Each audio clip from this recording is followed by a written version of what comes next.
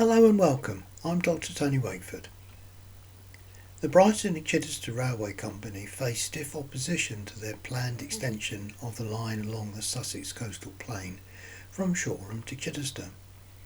Their fortunes changed once the line crossed the River Arun because they were met with great enthusiasm and support. One of the greatest supporters and advocate for the railway was the Duke of Richmond. In this talk I explore the reasons why a station was built adjacent to a quiet parish road at Drayton in a sparsely populated rural location and its intended use. The slide shows the station, circled in red, was approximately 2 miles to the east of Chichester, 1 mile to the west of the village of Oving, but crucially it was approximately 4 miles south of Goodwood Racecourse, as shown on the map. The route between Drayton and the racecourse is also shown. While the line was still under construction, the Duke of Richmond requested that a station be built at Drayton because its proximity to Goodwood would afford great facility to the public during the races. Goodwood has a long history associated with horse racing dating back to 1801. Until that time, it had become the custom for Lord Egremont at Petworth Park to extend an annual invitation to the officers of the Sussex Militia and the members of the Goodwood Hunt to hold a private race meeting. When no invitation was forthcoming in 1801, the Duke of Richmond held a private race meeting on the Harrowway, which was part of his estate on the South Downs. Following the success of that meeting, it was decided to hold a public event in 1802, and that established Goodwood as a racing venue. Its popularity and importance grew steadily in the racing calendar, but its location on the South Downs made it access increasingly difficult. This slide shows the racecourse in 1845. The arrival of the railway and the station at Drayton in particular would help to mitigate some of the transport challenges for racegoers. The line was open on the 8th of June 1846. Drayton Station had modest facilities with up and down platforms, waiting rooms, ticket office, and 2 cottages were also provided for station staff and crossing keepers. By 1875 there was a loading bay for goods and a long siding and turntable to the west of the station. These were no doubt installed to cater for the considerable Goodwood traffic. The next slide shows a neat and tidy station in a peaceful setting in the late 19th century. The race meetings grew in popularity, and the following couple of slides admirably capture the scale of the attendance and the busy atmosphere created. In 1884, complaining about the delays caused by the single track over the River Arun at Ford, the Littlehampton News described the traffic during Goodwood Week as enormous and placing considerable strain upon the comfort of the staff at Ford Junction. The same was also likely to have been true at Drayton, with a modest number of staff, although help was deployed during race meetings for a variety of duties. At the 1851 census, a clerk and porter were recorded at Drayton, and this staffing level remained until 1871, when the census records a station master, clerk and porter. Although only a clerk and porter are recorded at the 1881 census, the staffing levels had increased by 1901 to a station master, a clerk and 5 porters. The station was one of the least served for daily services, as the snapshot of services at 15-year periods identifies. The public timetable for 1849 records 2 trains in each direction during weekdays and 1 down train on a Sunday. By 1864, this had increased to 4 down services, a morning goods train, 2 morning and 1 late evening passenger train, 3 morning and 1 late afternoon passenger trains and an afternoon goods service constituted the up services stopping at Drayton. The Sunday service was 3 up and 2 down passenger services.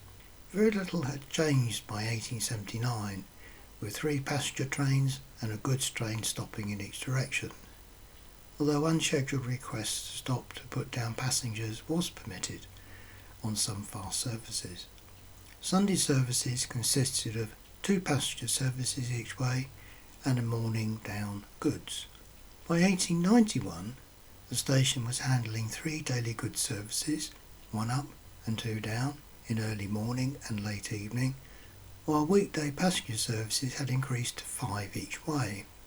Sunday services had also increased with 3 up and 4 down passenger services, and with an additional train stopping upon request and an early morning down goods service.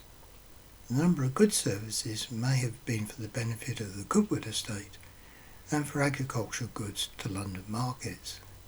Another aspect of daily traffic was milk collection, and an evening London-bound passenger service conveyed churns from the station. The railway enabled those involved in racehorse training and racegoers alike to travel from London and return within the same day.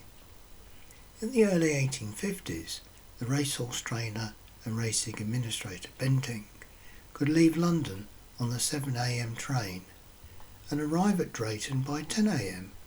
and to be conveyed to Goodwood Park by carriage, a journey that would not have been possible with such rapidity before the railway was opened. The journey may have been possible, but it still represented a considerable undertaking for the early railway traveller. A fascinating insight of this is provided by an account published in the 29th of July 1876 edition of Charles Dickens' weekly magazine, All the Year Round. To run down to Goodwood and back in a day, in the hottest week of the entire year, to sit for hours in a stuffy railway carriage, to scramble for a fly, to drive through the whirlwind between the railway station and the park, and to go through all of this again in the stifling heat of early evening, having lost one's money, is a trial which none but the most determined turfites will undergo.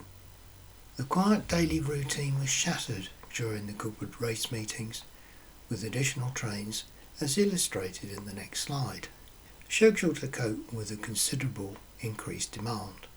The slide shows the front and back pages of a 4-page handbill detailing the additional arrangements on race days in 1878. In the week leading up to the August meeting, extra fast trains were added, and then during meetings, special and express services with specific trains for servants, carriages and horses were added to the schedule. In 1881, the new railway line from Chichester to Midhurst was opened, with a large and lavish station at Singleton, no doubt built for the lucrative Goodwood traffic. The station was about 2 miles from the racecourse, but the access onto the South Downs was much steeper than from Drayton. Singleton had ample sidings for horse boxes, and up to 14 20-coach trains could be stabled on race days. While a significant proportion of rail traffic was moved to Singleton, Drayton remained the destination for many racegoers. In 1911, the timetable specified third-class passengers only to Singleton, with Pullman and first-class services to Drayton and Chichester, where trains were stabled, awaiting return journeys. Extra staff would converge on Drayton to assist and cope with the influx of passengers, horses and carriages. Because of the dusty roads in the summer, the railway company had undertaken to dampen them between the station and the racecourse. The minutes of the London and Brighton South Coast Railway Traffic Committee reveal that the Goodwood race meetings were a considerable drain upon the company's resources. A review of the arrangements at Drayton was undertaken with a view to reducing the amount of disruption to the company, as the extract from the minutes of the 31st of May 1892 show. Mr. Staniforth reported upon the system hitherto adopted by the company in connection with the watering of the roads from Chichester and Drayton to Goodwood Park during race week, by which great inconvenience and indirect loss had been caused owing to the large number of London staff and horses being engaged in the work. Not only did the railway company attend to the roads, involving the hire of water carriers from the Corporation of Brighton, but also road transport links with an omnibus on Cup Day from the station involving the use of 2 men and 4 horses. With a view to reducing costs and disruption, a local carrier, Mr. Farr, agreed to undertake all the extra work on behalf of the company for £60 per annum, although the company agreed to supply extra men and horses when more than 11 was required. The journey from London to Drayton was quicker and access by road easier than to Singleton. There was a regular royal presence at the August meetings, and the usual arrangements remained unchanged for royal trains to use Drayton, as this slide shows for the Prince of Wales, later Edward VII, in 1877. Although the precise extent of passenger traffic generated by the races is not known, it is apparent that the race meetings required a considerable reorganisation of normal daily traffic schedules. Beyond the events at Goodwood Racecourse, the railway had limited effect upon the nearby communities that it served and reflected in the level of service provided.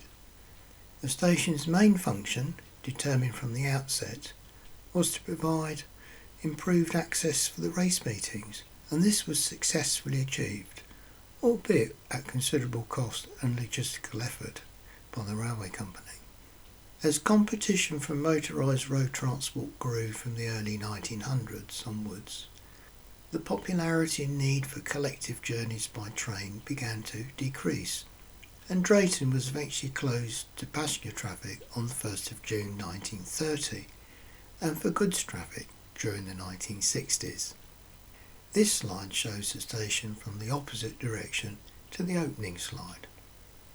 The station was subsequently demolished and nothing now remains. An interesting and pivotal part of the history of horse racing in this part of Sussex has disappeared. Thank you for listening.